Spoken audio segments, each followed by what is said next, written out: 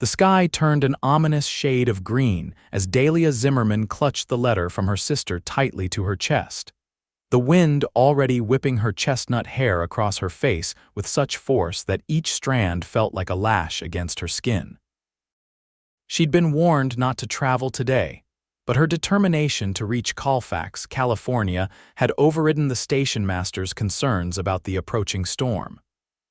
Now, as she stood frozen on the empty plains of western Nebraska in 1874, that decision appeared to be the worst she'd ever made. Dahlia had just stepped off the stagecoach for a brief stop when the driver, spooked by the rapidly deteriorating weather, had abandoned her with nothing but her carpetbag and the clothes on her back. The distant rumble that had been chasing them for miles grew louder, transforming into a roar that seemed to swallow the entire prairie. The wind was no longer just strong, it was violent, tugging at her traveling dress and throwing dust into her eyes with such intensity that she could barely see. "Hello," she called out, her voice immediately torn away by the wind. "Is anyone there?" No response came except for the howling tempest. In the distance, a funnel began to form, dropping from the churning clouds like the finger of some vengeful deity. Dahlia had heard tales of these prairie tornadoes, but had never witnessed one herself. Growing up in Boston, such weather phenomena were merely stories from the Western Territories. The sight paralyzed her for precious seconds before survival instinct kicked in. Dahlia grabbed her carpetbag and ran, her boots sinking into the softening ground as the first raindrops began to fall. She spotted a formation of rocks jutting from the prairie floor about a quarter-mile away, the only shelter visible in the flat expanse. "Lord help me," she whispered, struggling forward as the wind pushed against her with increasing strength. Each step became a battle, her 23 years of life flashing before her eyes as the tornado grew wider, darker, and terrifyingly close. The rain turned torrential, soaking through her traveling attire in seconds. Her carpetbag, containing everything she owned in this world, was ripped from her grasp, contents scattering across the prairie like autumn leaves. Dahlia didn't dare look back, focusing only on the rock formation ahead that promised at least some protection from the storm's fury. She was perhaps 50 feet from the rocks when the world around her seemed to explode. The tornado hadn't hit her directly, but its outer winds lifted her off her feet as easily as a child might toss a rag doll. For one surreal moment, Dahlia was flying, suspended in the air with raindrops striking her face horizontally rather than falling from above. Then came the impact. Her body collided with the very rocks she'd been struggling to reach, the irony of her situation not lost on her, even through the blinding pain that followed. She heard something crack her arm, perhaps a rib, she couldn't be sure, and felt warm blood mixing with cold rain on her face. Her vision blurred, darkness creeping in from the edges. As consciousness slipped away, Dahlia thought she glimpsed a figure on horseback in the distance, though surely that was just her desperate mind conjuring salvation where none existed. Her last coherent thought was of her sister waiting in Colfax, not knowing that Dahlia might never complete her journey. The storm passed with the indifferent speed of nature, leaving devastation in its wake before moving on to threaten other parts of the territory. Silence fell across the prairie, broken only by the occasional drip of water from the rocks and the soft groan of an unconscious woman, whose broken body lay sprawled among the stones. Isaac Lockhart pulled his hat lower against the fading rain as he surveyed the damage across the open country. The tornado had missed his small homestead, but he'd ridden out to check on his cattle and the condition of the land. At 32, Isaac had weathered many storms during his decade in Nebraska territory, but this one had been particularly vicious. He was about to turn his horse back toward home when something caught his eye, a splash of blue fabric against the gray rocks in the distance. Curious, he guided his horse closer, squinting through the misting rain. "What in heaven's name?" he muttered, spurring his mount forward when he realized what he was seeing. It wasn't just fabric, it was a woman's dress, and there was a woman still in it, Dismounting before his horse had fully stopped, Isaac rushed to the crumpled form lying half-hidden among the rocks. Blood streaked her pale face, and her right arm lay at an unnatural angle. Her chestnut hair, plastered to her head by the rain, framed features that might have been beautiful if not contorted in pain. He knelt beside her, placing gentle fingers against her throat, relieved to find a pulse, though it was faint and irregular. "Miss, can you hear me?" he asked, receiving no response. Isaac carefully brushed wet hair from her face, revealing a nasty gash along her temple. His experienced eyes took in her injuries, broken arm for certain, possibly ribs as well, and who knew what internal damage the impact had caused. She needed help, and quickly. With practiced movements, Isaac removed his oilskin coat and wrapped it around her, trying to provide some warmth to her cold, wet body. He fashioned a makeshift splint for her arm using 2 straight sticks and strips torn from his own shirt, then carefully lifted her into his arms. "I've got you now," he murmured, though he knew she couldn't hear him. "You're going to be all right." Isaac managed to get her positioned in front of him on his horse, supporting her limp form as he turned back toward his homestead. The woman remained unconscious, her head lolling against his chest as they rode. The journey home seemed interminable, each jolt of the horse causing her to moan softly in pain, despite his attempts to provide a smooth ride. His homestead appeared on the horizon after nearly an hour of slow, riding a modest but sturdy cabin with a small barn and corral nearby. Smoke rose from the chimney where he'd left a fire burning before riding out to check on his herd. The sight of home had never been more welcome. Isaac carried the broken woman inside, laying her carefully on his bed. In the better light of the cabin, he could see the full extent of her injuries. Beyond the broken arm and the gash on her temple, bruises were already forming across her exposed skin, ranging from angry purple to sickly yellow.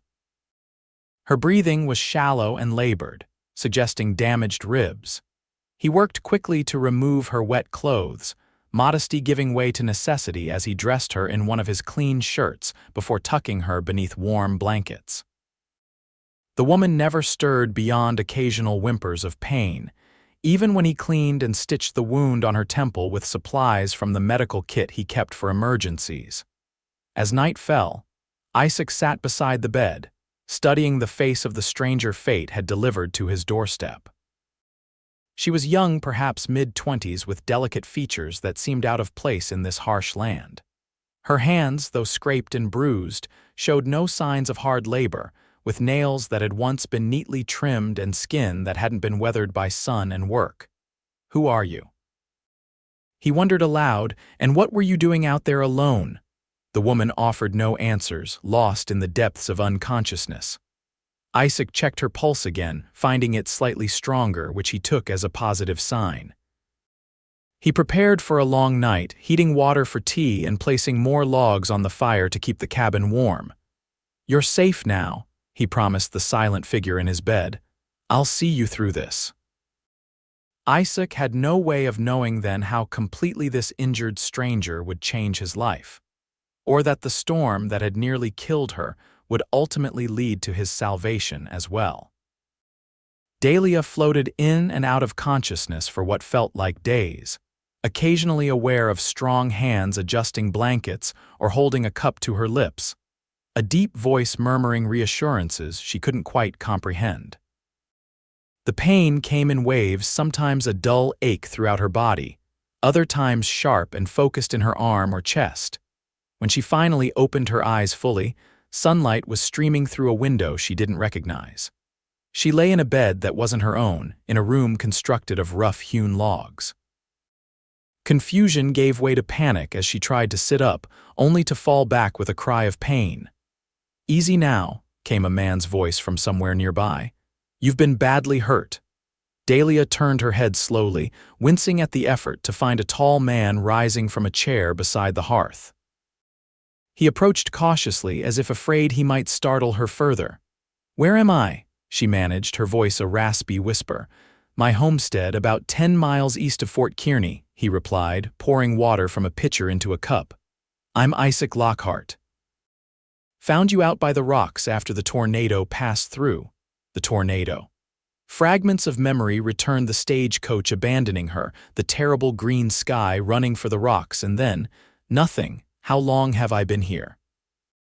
Dahlia asked, accepting the cup with her left hand as he held it to her lips. Her right arm, she now realized, was splinted and bandaged against her body. 3 days, Isaac answered. You've been drifting in and out, had me worried you might not wake properly. Dahlia studied him as she sipped the water. He was older than her by perhaps 8 or 9 years, with sun-bronzed skin and eyes the color of a summer sky. A neatly trimmed beard covered his jaw, and his dark hair was just long enough to curl slightly at the ends. He looked like he belonged in this wild country, strong, self-reliant, accustomed to hardship. Thank you for helping me, she said. I'm Dahlia Zimmerman. Miss Zimmerman, he acknowledged with a slight nod. Wish we could have met under better circumstances. As do I, she agreed, wincing as she shifted position. How bad is it? Isaac sat on the edge of a chair beside the bed.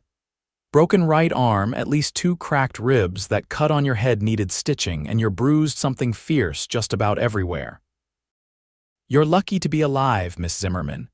The gravity of her situation slowly sank in. She was injured alone with a stranger in the middle of nowhere. Her belongings were gone, scattered across the prairie by the storm.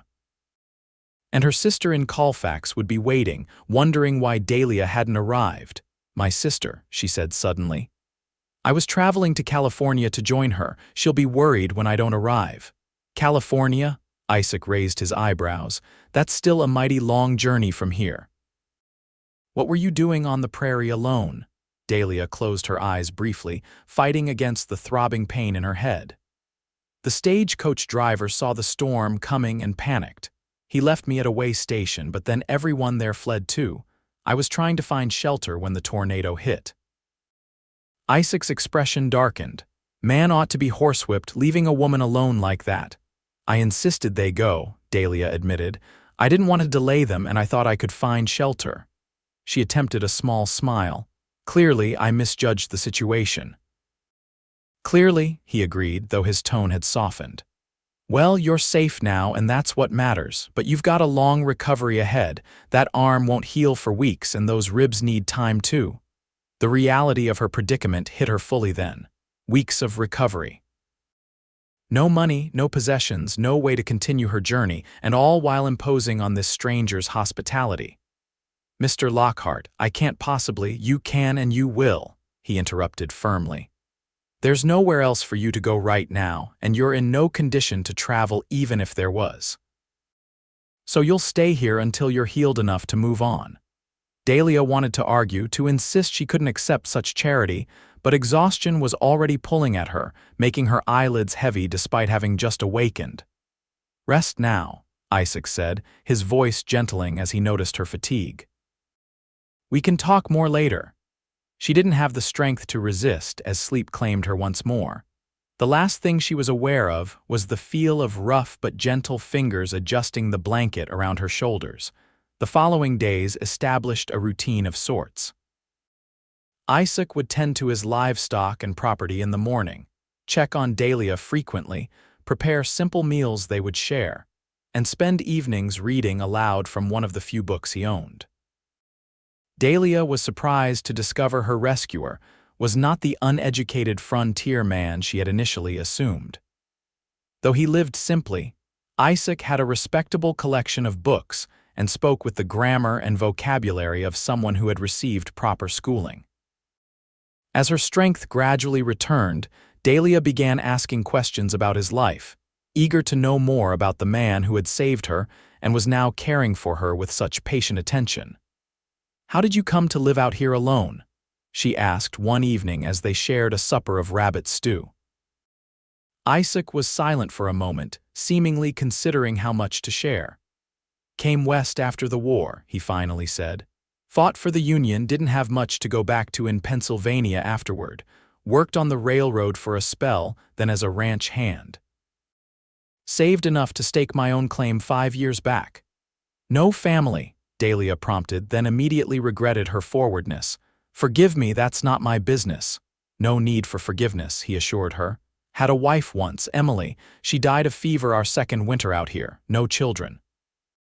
He delivered this information matter-of-factly, though Dahlia didn't miss the shadow that passed across his features. "I'm sorry," she said softly. Isaac nodded acknowledgement of her sympathy. "What about you? You mentioned a sister in California." Dahlia welcomed the change of subject. "Yes, Deanna. She's 2 years older than me. She went west with her husband 3 years ago. He had dreams of striking it rich in the gold country." A sad smile touched her lips. "He died last year mining accident." Deanna stayed on, opened a small dressmaking shop in Colfax. "She's been begging me to join her since our parents passed 6 months ago." "So you were alone too," Isaac observed. "Yes," Dahlia agreed. "There was nothing left for me in Boston except memories and a few distant relatives who made it clear I was an unwelcome burden." They ate in comfortable silence for a while, the only sounds the clink of spoons against bowls and the occasional pop from the fire. Dahlia found herself studying Isaac's hands, strong and calloused from work, yet capable of such gentleness when changing her bandages or helping her sit up in bed. "Thank you," she said suddenly. Isaac looked up, questioning. "For everything," she clarified. "For finding me, for caring for me. I shudder to think what would have happened if you hadn't come along." "Anyone would have done the same," he replied, though they both knew that wasn't necessarily true. The frontier was filled with men who would have either left her to die or taken advantage of her vulnerable state. "Not anyone," Dahlia countered softly. "You're a good man, Isaac Lockhart." He seemed almost embarrassed by her praise, ducking his head slightly as he rose to clear their dishes. "Just doing what needs doing is all." That night, as Dahlia lay awake listening to Isaac's steady breathing from his makeshift bed near the hearth, she realized something had shifted between them. In sharing pieces of their histories, they had moved from strangers thrown together by circumstance to something approaching friendship. It was a small change, perhaps, but significant in this isolated place where they had only each other for company. The weeks passed more quickly than Dahlia might have expected, her body healing slowly but steadily under Isaac's attentive care. By the 1-month mark, she was able to move about the cabin with minimal pain, though her arm remained splinted and her ribs protested any sudden movement. Isaac had ridden to the nearest settlement twice during that time, once to send a telegram to Deanna explaining Dahlia's situation and delayed arrival, and again to collect supplies and the reply that came from California. Deanna had responded with relief at learning her sister was alive, expressing heartfelt gratitude to the stranger who had saved her and urging Dahlia to complete her recovery before attempting the remainder of the journey. Spring was progressing toward summer, the prairie coming alive with wildflowers and the constant chirping of birds. Determined not to be a complete burden, Dahlia insisted on taking over some household tasks as her mobility improved. She couldn't do much with her injured arm, but she could stir a pot of stew, fold laundry one-handed, and even attempted to mend Isaac's shirts, though the results were less than perfect. "You don't need to work yourself so hard," Isaac told her one afternoon, finding her struggling to hang laundered clothes on a line outside the cabin. "You're still healing." "I'm not made of glass," Dahlia replied, though she couldn't hide a wince as she stretched to reach the line. "And I can't bear to sit idle while you do everything." Isaac stepped forward, gently taking the damp shirt from her hands. "At least let me help with this. You'll set your recovery back if you push too hard." Their fingers brushed during the exchange, sending an unexpected tingle up Dahlia's arm. She found herself suddenly conscious of his proximity, of the clean scent of soap that clung to him, of the way the sunlight brought out auburn highlights in his dark beard. "Thank you," she said, her voice inexplicably breathless. Isaac seemed to notice the shift as well, his eyes meeting hers for a moment longer than necessary before he turned his attention to the laundry. They worked together in a silence that felt charged with something neither was prepared to name. That evening, seated before the fire, Dahlia broached the subject that had been increasingly on her mind. "I should begin planning my departure soon," she said, watching Isaac's face carefully. "It's been over a month, and while I'm not fully healed, I'm well enough to travel. I've already imposed on your hospitality far too long." Isaac's expression remained neutral, though she thought she detected a tightening around his eyes. "There's no rush," he said evenly. "Winter's long past, and the journey will only get easier as summer approaches. Better to be fully healed before undertaking such a long trip." "But I can't stay here indefinitely," Dahlia pointed out. "You have your own life to lead, and I have promises to keep to my sister." Isaac was silent for a long moment, staring into the fire as if seeking answers in its dancing flames. When he finally spoke, his voice was low and careful. "What if you didn't go to California right away?" Dahlia tilted her head questioningly. "What do you mean?"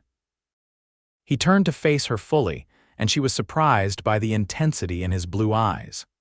"Fort Kearny isn't much, but there's a small settlement growing there. They need a schoolteacher, children of soldiers and settlers with no proper education.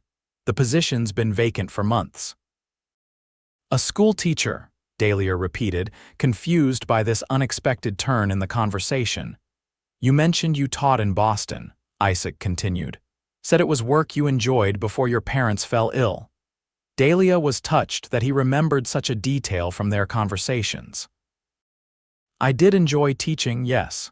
But I don't understand stay," he said simply. "At least for a while. Recover completely.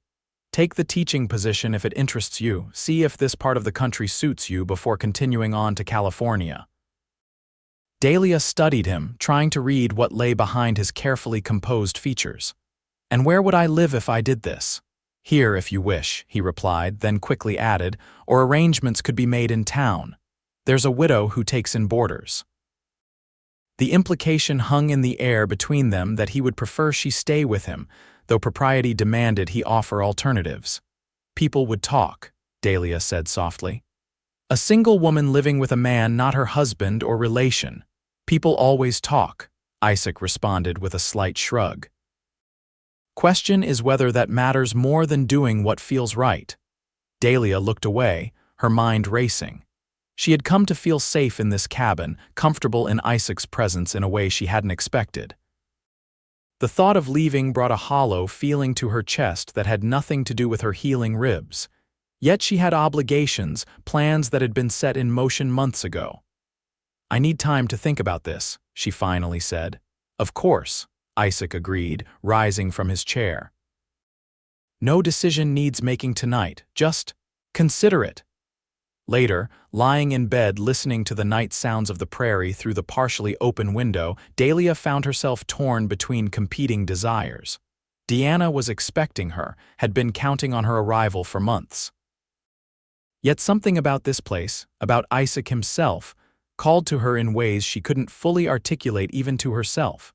She turned carefully onto her side, mindful of her healing ribs, and watched Isaac's shadowy form near the hearth. Even in sleep, he maintained a certain vigilance, one arm thrown above his head while the other rested near the rifle he kept within reach. This land had shaped him into a man of constant readiness, yet beneath that necessary hardness was a gentleness she glimpsed more frequently with each passing day. The next morning brought no clarity, only a strengthening conviction that whatever decision she made would irreversibly alter the course of her life. Dahlia busied herself with the simple tasks she could manage one-handed, avoiding further discussion of her plans while she sorted through her tangled thoughts. Isaac respected her silence, focusing on his work around the homestead but remaining attentive to her needs. 3 days passed in this fashion, a strange tension underlying their otherwise comfortable routine. On the 4th day, Dahlia was sitting on the porch, enjoying the late afternoon sun when she spotted a rider approaching from the east. She called for Isaac, who emerged from the barn with an expression that shifted from concern to recognition as he identified the visitor. "Dr. Perkins," he he explained to Dahlia. "From Fort Kearney, I asked him to stop by next time he was in this direction to check your progress. Doctor." Perkins proved to be a balding man in his 50s with kind eyes and a gentle manner.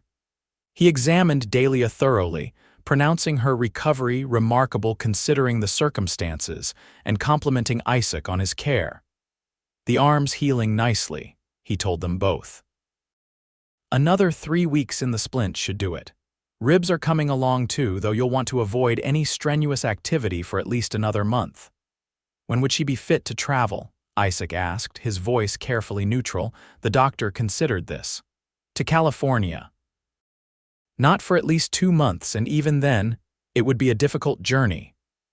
The arm will be weak for some time after the splint comes off, and stage travel is hard on the healthiest body, let alone one recovering from such injuries." Dahlia saw something like relief flash across Isaac's features before he masked it. The doctor's words had effectively extended her stay, giving her more time to consider Isaac's proposition. After Dr. Perkins departed with a promise to return in 3 weeks to remove the splint, Dahlia found Isaac chopping wood behind the cabin, attacking the logs with unusual vigor. "You heard the doctor," she said, approaching slowly. "It seems I'll be imposing on your hospitality a while longer." Isaac paused mid-swing, lowering the axe. "It's no imposition," he said, wiping sweat from his brow. "Told you before you're welcome here as long as need be."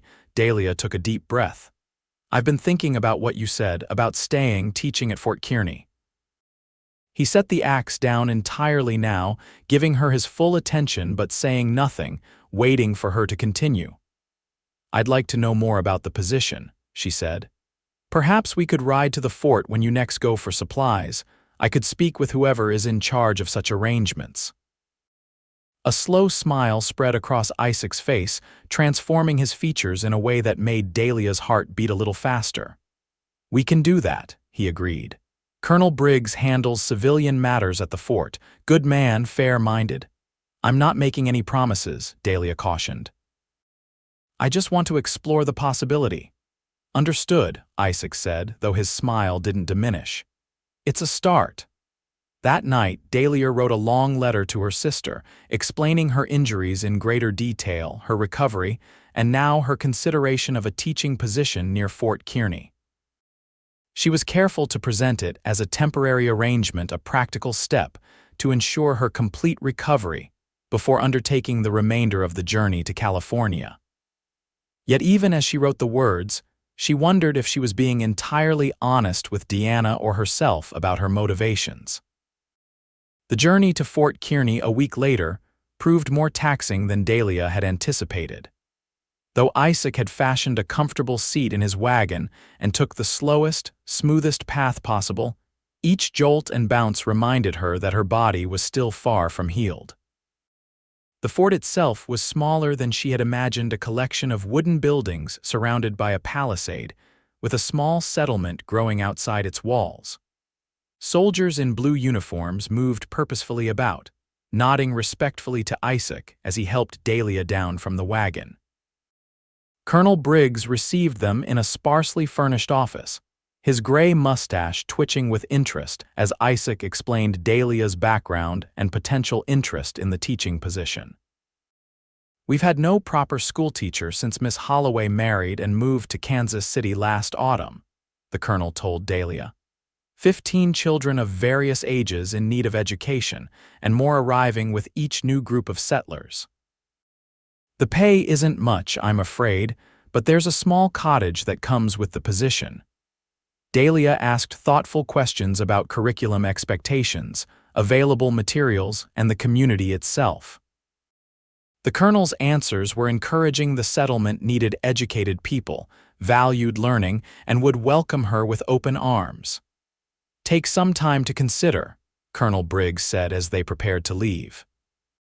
"The position remains open, and frankly, with your qualifications, you'd be doing us a great service by accepting it." On the return journey, Dahlia was quiet, processing all she had learned. The teaching position was real, the need genuine, the opportunity legitimate. If she chose to stay, It would be for reasons that went beyond her recovery or convenience. "What are you thinking?" Isaac finally asked as the homestead came into view. Dahlia turned to look at him, studying the profile that had become so familiar over the past weeks. "I'm thinking that I could do good work here," she admitted. "Those children need education and I have the skills to provide it." "But," he prompted, sensing her hesitation, "but I made promises to my sister," she sighed. "She's counting on me to help with her shop, to be her family now that she's a widow. I don't know if I can justify disappointing her for my own." She trailed off, unsure how to finish the thought. Isaac guided the horses into the yard before responding. "Your own what, Dahlia?" The use of her given name, something he'd been doing more frequently of late, sent a warm feeling through her chest. "My own happiness," she finished softly. Their eyes met, and in that moment, something unspoken passed between them, an acknowledgement that whatever was growing between them was mutual and significant. "Sometimes," Isaac said carefully, "the plans we make have to change when life shows us a different path." Dahlia nodded slowly.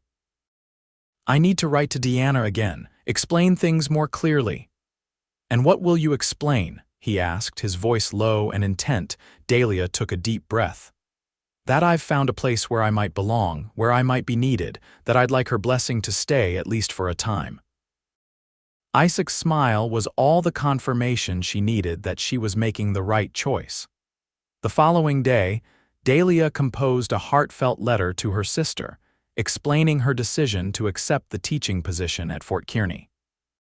She was honest about her reasons, not just her continued recovery, but the community's need for a teacher and her growing attachment to this wild, beautiful land.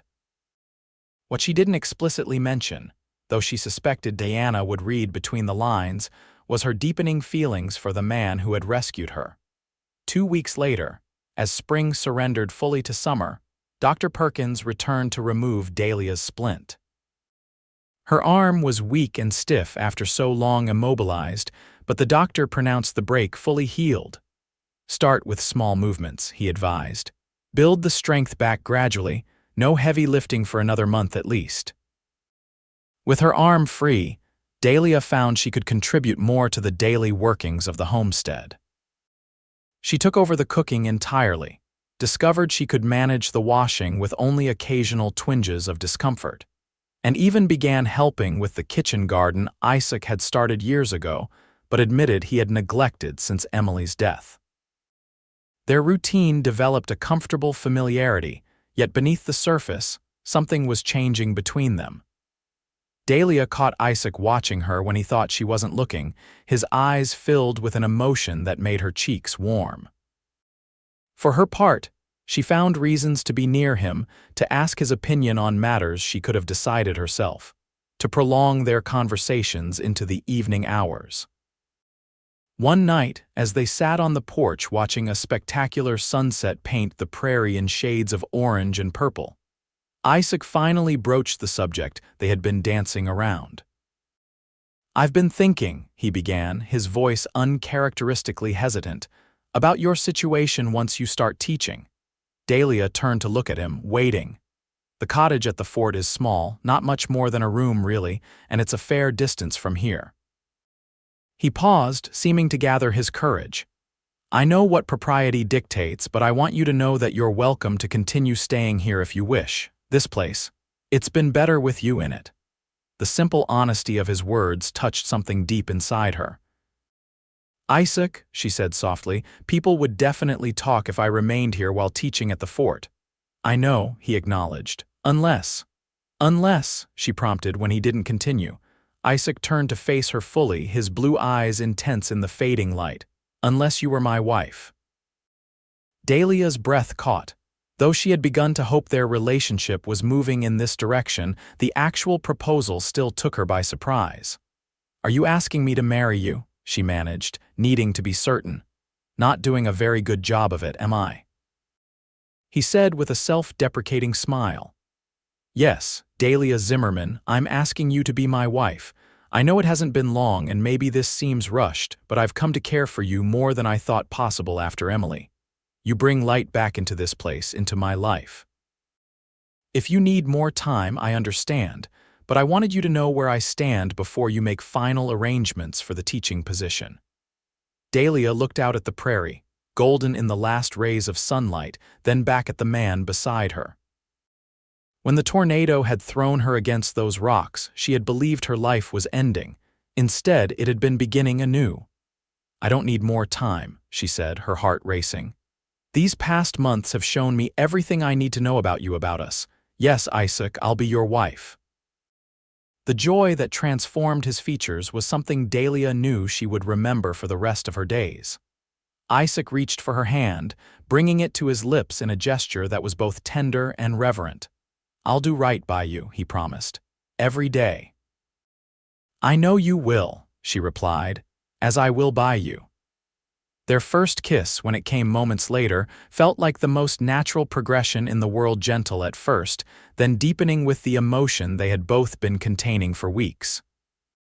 When they finally pulled apart, Dahlia rested her head against Isaac's shoulder, feeling a sense of rightness she had never experienced before. "What about your sister?" Isaac asked after a while, his arm around her shoulders. "Will she understand?" Dahlia considered this. "Deanna has always wanted my happiness above all else. I think once she knows how happy I am, she'll support my decision. Perhaps someday she might even join us here." "She'd be welcome," Isaac assured her. "Any family of yours is family of mine now." As darkness fell completely over the prairie, they remained on the porch, making plans for their future together, a small wedding at the fort before Dahlia began teaching. Improvements to the homestead, dreams of children someday. The path ahead would not be easy. Life in this territory demanded strength and resilience from all who chose it, but they would face it together. 6 weeks later, on a clear August morning, Dahlia Zimmerman became Dahlia Lockhart in a simple ceremony at Fort Kearney, with Colonel Briggs officiating and the entire small settlement in attendance. She wore a dress of pale blue that Isaac had purchased from a traveling merchant, with wildflowers in her hair instead of a veil. Dr. Perkins was there, beaming with satisfaction at his patient's complete recovery. "From broken bones to wedding vows," he commented during the celebration afterward. "Never seen a happier ending to what could have been a tragedy." As Dahlia danced with her new husband beneath a canopy of stars that evening, she couldn't help but reflect on the strange turns her life had taken. The tornado that had nearly killed her had instead delivered her to the place and the man she now called home. "What are you thinking about, Mrs. Lockhart?" Isaac asked, noticing her thoughtful expression. Dahlia smiled up at him, still marveling at how natural her new name felt. "I was thinking about how sometimes the worst storms lead us exactly where we're meant to be." Isaac's arms tightened around her. "Then I'm grateful for that tornado, terrible as it was." "As am I," Dahlia agreed, rising on tiptoes to kiss him as their neighbors looked on with approving smiles. The following Monday, Dahlia began her duties as the schoolteacher of Fort Kearney, riding to and from the settlement each day on the gentle mare Isaac had trained specifically for her. The children proved eager to learn, their parents grateful for her dedication, and Dahlia found herself thriving in this new role. In September, a letter arrived from Deanna, responding to Dahlia's news of her marriage. The pages were filled with congratulations, though Dahlia detected a hint of wistfulness in her sister's words. The letter ended with a promise to visit the following spring, to meet the man who saved my sister in more ways than one. As autumn painted the prairie in russet and gold, Dahlia and Isaac settled into the rhythm of married life. Their evenings were spent planning expansions to the homestead, a larger kitchen, another bedroom for the future, as Isaac would say with a meaningful glance that never failed to make Dahlia blush. By the time winter arrived, bringing with it howling blizzards that made Dahlia appreciate the solid construction of their cabin, she had news of her own to share. On Christmas Eve, as they sat before the fire exchanging simple gifts, she placed Isaac's hand gently on her still flat stomach. "Come summer," she told him, watching his eyes widen with understanding, There will be 3 of us here." Isaac's expression transformed from surprise to awe to pure joy in the space of heartbeats. He gathered her carefully into his arms, pressing his forehead to hers. "I love you," he whispered, words he had spoken countless times since their wedding but never with such raw emotion. "Both of you," Dahlia smiled through tears of happiness, "and we love you." That winter was the harshest the territory had seen in years, yet inside their cabin, warmth and hope flourished. Isaac was protective to the point of overprotectiveness. Insisting on handling tasks Dahlia was perfectly capable of managing, until she firmly reminded him that generations of women had carried children while continuing to work. "I'm with child, not made of spun glass," she told him one February morning when he tried to prevent her from carrying a basket of laundry. "The doctor says I'm healthy as can be, and staying active is good for both me and the baby."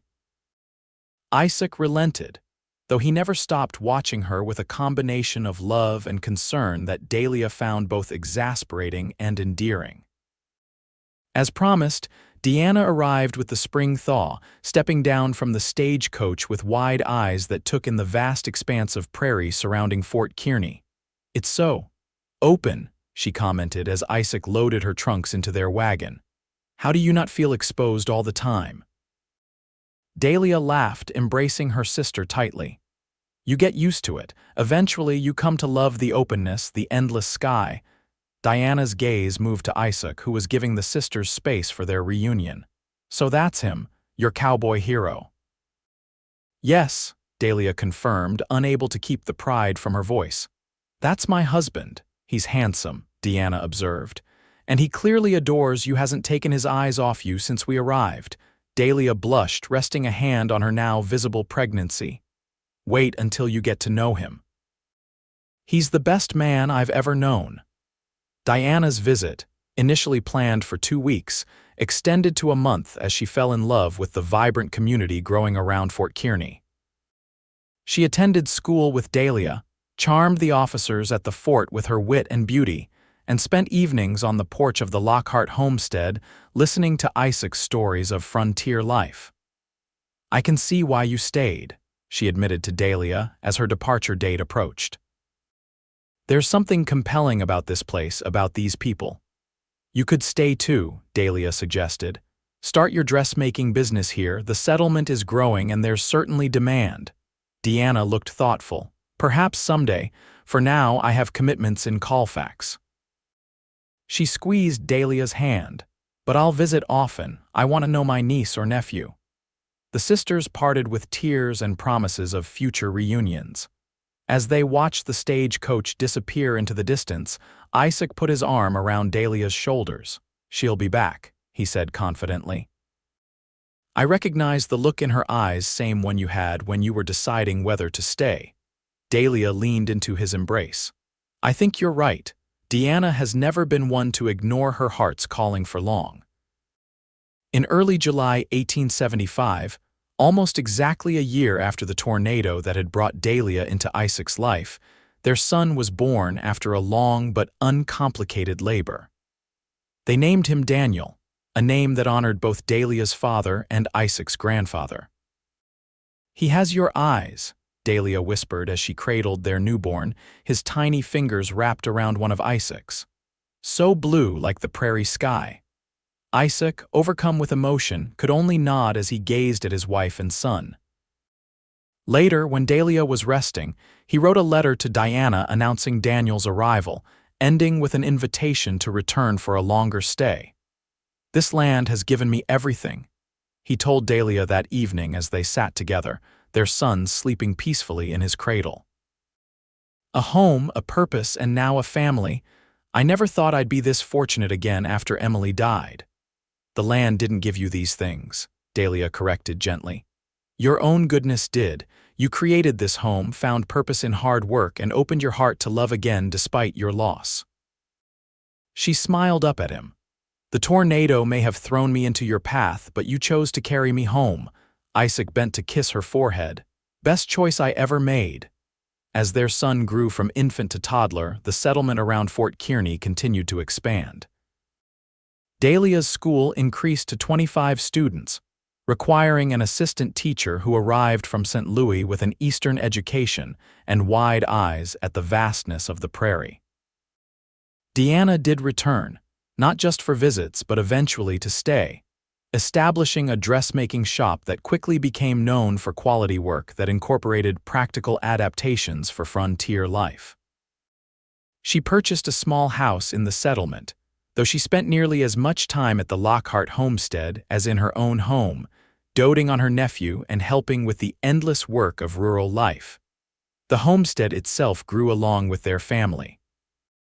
Isaac added 2 rooms to the cabin, improved the barn, and expanded their crop fields with the help of neighbors and soldiers from the fort who respected both Lockharts for their contributions to the community. When Dahlia discovered she was expecting their second child in the fall of 1877, there was space and comfort to welcome the new addition. Their daughter, Emma, arrived in early spring of 1878, a tiny girl with her mother's chestnut hair and her father's determined spirit. Daniel, not quite 3 years old, approached his role as older brother with solemn responsibility, bringing his favorite toys to share and patting Emma's head with careful gentleness. "You've created something beautiful here," Deanna told Dahlia one afternoon as they watched Isaac teaching Daniel to ride his first pony, Emma sleeping peacefully in Dahlia's arms. "More than a home, a legacy." Dahlia looked around at the thriving homestead, at her growing children, at the husband who still looked at her with the same devotion as when he'd first proposed on their porch. "We've been blessed," she agreed. "Though I never would have predicted this life when I set out from Boston 4 years ago." "Life rarely follows our careful plans," Deanna observed. "Sometimes it takes a tornado to blow us onto the right path." Dahlia laughed softly. "That's one way of looking at it.